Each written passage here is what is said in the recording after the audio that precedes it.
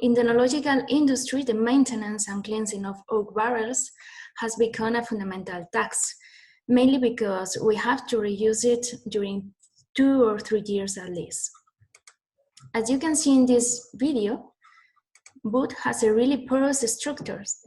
Mainly this facilitates the penetration of wine and of the microorganisms it contains.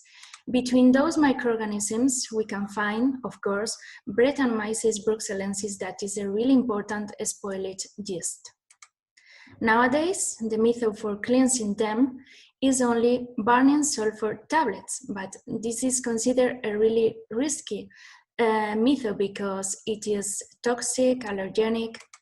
So nowadays we have an European directive that will limit this practice in 1 or 2 years. And we don't have an effective alternative.